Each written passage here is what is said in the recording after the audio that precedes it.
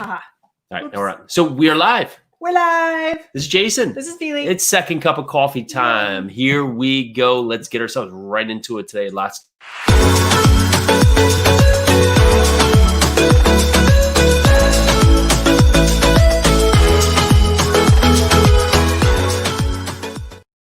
All right, so here we are. Aloha. Pilia's coffee.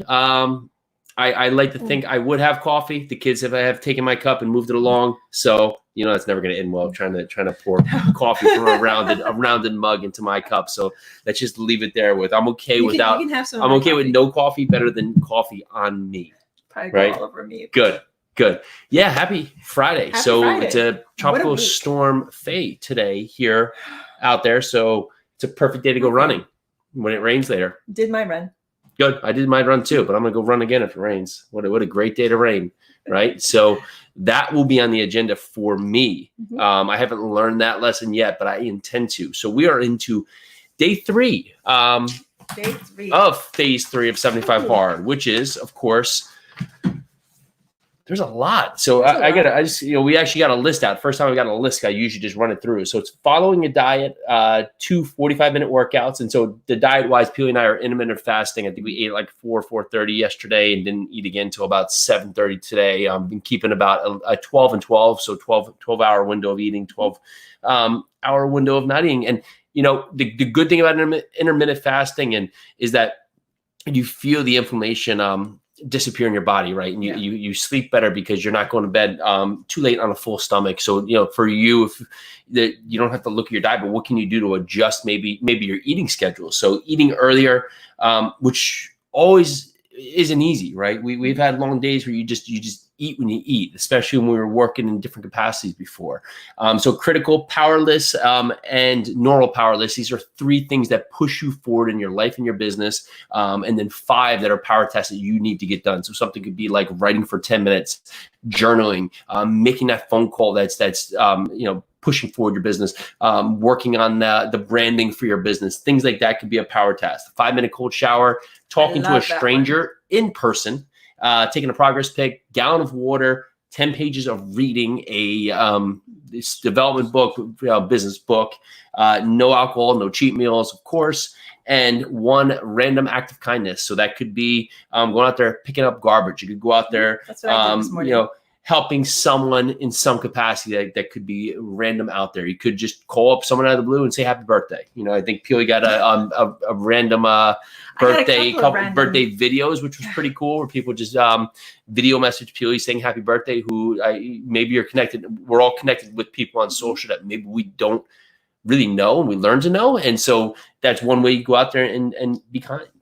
And it's been amazing, this act of kindness and talking to strangers. I mean, if you're watching this years from now, we are in the season of COVID. And, you know, talking to strangers, I thought was going to be difficult.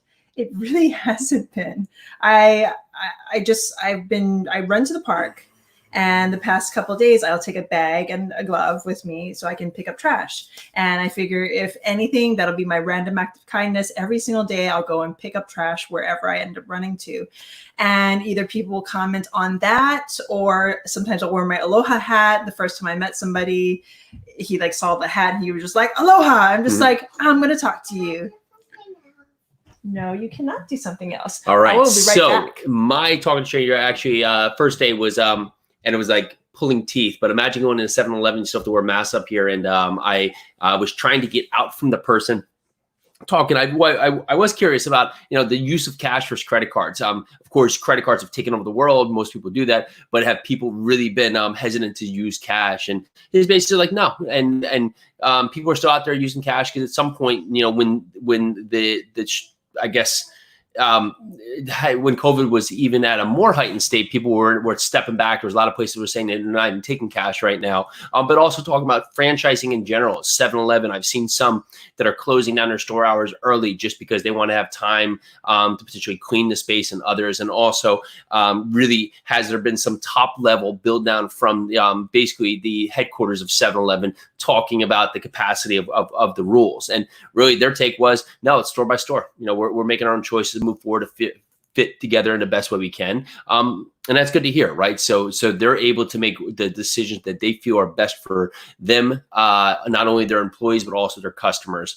Because in many areas, there's different needs and different wants and different uses. So, looking at that going forward, and then just watching, because it's curious, just the way of the stock market. It's up, it's down, it's up, it's down. And sometimes, most of the times, we just don't know why, right? And you have to remember, there's a lot of people who had more time that have been more speculating. And when you think about it, 50% of America has really does not invest in stocks. So there's people getting out there and using free platforms like a Robinhood and pushing forward to get into the stock market, and that's driving decisions. But also how computer drives our feelings, because there's a lot of computer applications that are pushing, through these larger equity firms that are pushing, making these small transactions that are big wins, because they're doing them on a large scale. And then people's feelings and emotions always come into the stock market. So watching the swings up and down have been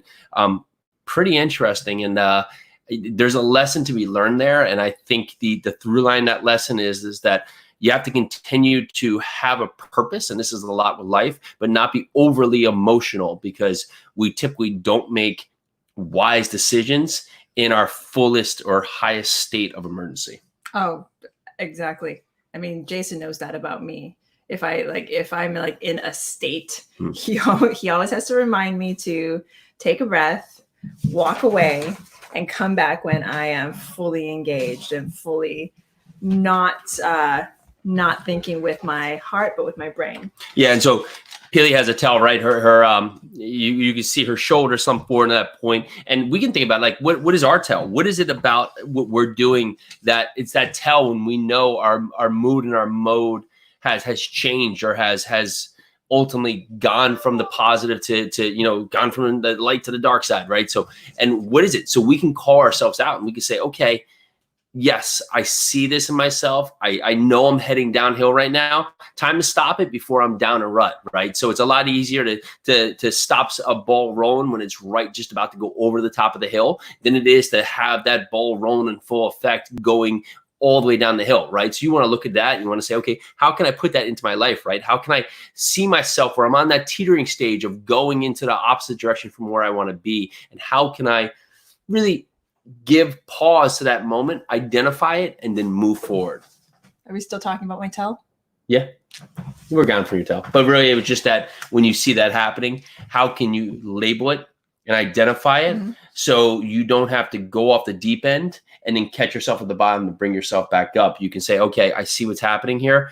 I need to take a moment. I need to pause. I need to reflect where I am, what caused me to go here, and what's my best decision. And then also discovering the tell in your partners or your significant others. It's always a good thing. It's always a good, it's always good for the health of your relationship, because then you can see that the other person is in or going into a state. So either you need to give that person some space, or you need to help them realize the state that they're in, take them out of it, and then move forward from there. Yeah, I absolutely agree. And when you can be there for others, I mean, that's a part of kindness right there. And typically, if you want something, and give it. I think always we seem to want without first giving. And that goes in terms of all kinds of results, but in all kinds of feelings too, right? We want love, give love. We want kindness, give kindness. We want happiness, give happiness. We want understanding, be understanding. There's a Hawaiian term for that. It's called Aloha aku, Aloha mai. If you give love, then you'll receive love. If you give aloha, which is everything love and kindness, and yes, it's hello and goodbye, but so many people have come to me and they're just like, wow, I didn't realize that was what aloha meant. I was like, yes, aloha means basically all that is good. So when somebody tells you aloha, they're not only saying hello, they're saying love. So aloha aku, aloha mai. If you give love, you'll get love in return. Akahi, e lua, e kolu. So I've got 1, 2, 3 down.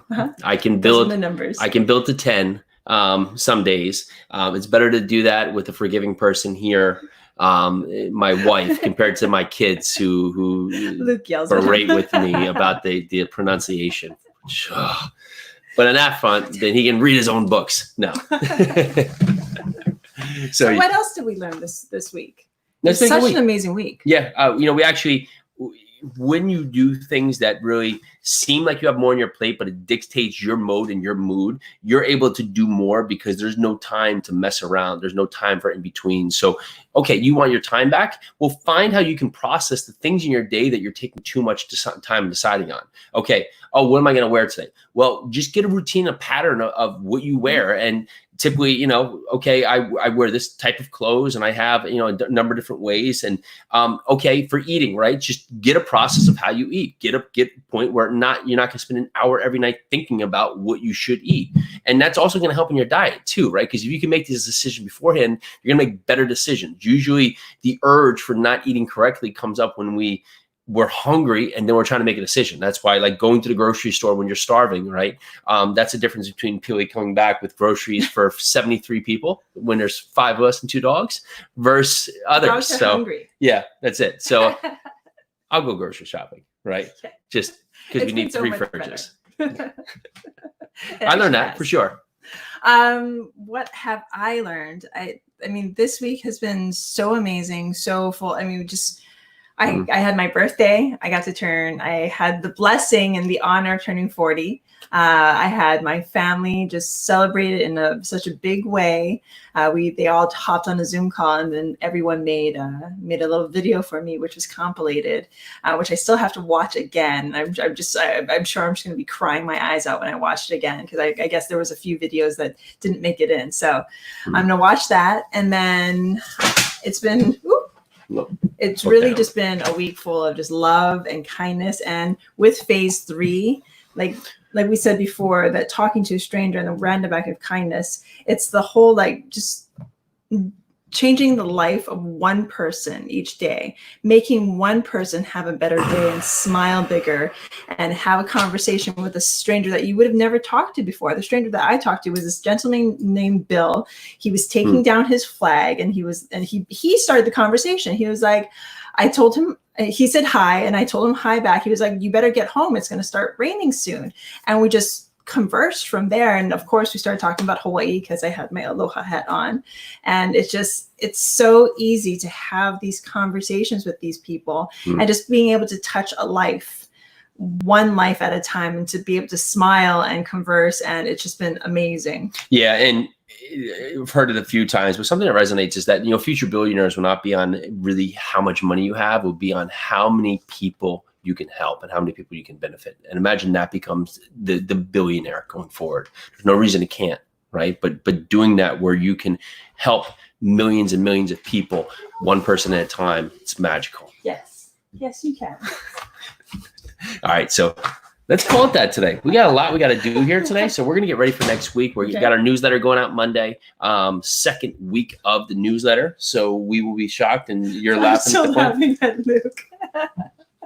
You still have, chances are we'll still be on, but just in case we end without telling you this, we're almost at the 15-minute mark. If you are exercising, you are halfway there, turn around, run back, and I hope you have a great run. I hope you guys get out and get physical, get sweaty, and get your heart rate up. And so, what you can do for us, please, if you're getting value from this show, hopefully, if you watch this long, you are getting value from it. And if not, then wow, a whole another conversation. But since you're here, we know you are. Can you give us a ratings and review? Go over there to iTunes, hit that subscribe button on YouTube. It means the world to us. It does a ton for more people to find the program.